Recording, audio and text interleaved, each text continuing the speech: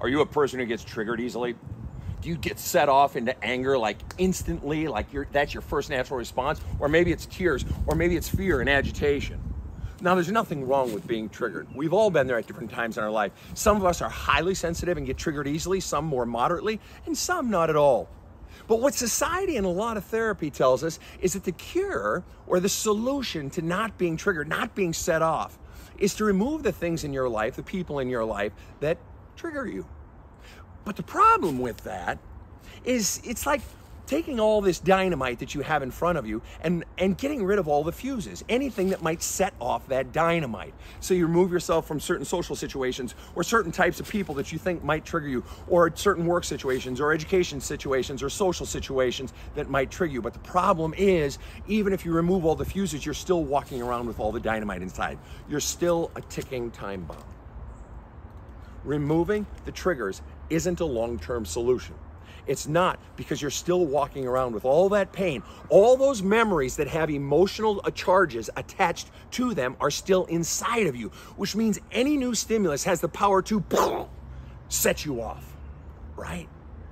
So it would seem that the real solution isn't to get rid of the triggers, but to get rid of that which is being triggered inside of you.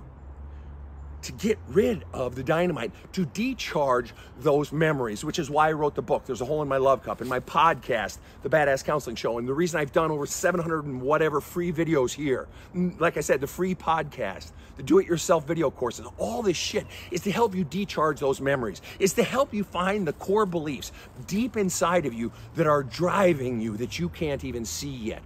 All of these things are what is being triggered. Well, then that raises the question, well, if that's the problem, then why aren't more people doing it? A, because a lot of therapists don't know how to help you do that. B, there really aren't a lot of tools out there in popular culture that delineate this process, right? But C, most importantly, it's scary because it means going deep inside, burrowing inside, pulling up those memories. And once you start thinking about that particular memory, the dynamite is set off, isn't it? All of those electrical charges on that memory and associated memories are going, it's all firing inside of you. But you welcome that memory and you welcome those feelings and you journal about them and you write letters about them that you don't send and you talk to your therapist about it and keep flushing and flushing and flushing, and it has the effect of decharging those memories. Now you've got a memory with no charge. Move on to the next memory. Keep doing it, do it. Now you've got another memory that's decharged, and bit by bit you are decharging yourself. You are removing the sticks of dynamite, and you are no longer a ticking time bomb. But people don't want to do it because it's fucking scary. I don't want to fucking feel those feelings again. But that is the solution to you no longer being triggered. Sometimes we have to remove ourselves from the triggers so that we can work on removing what is being triggered. But in the end, this is the only long-term solution of removing the emotional charges, getting the dynamite out of you. Otherwise, you are a ticking time bomb. So what do you choose?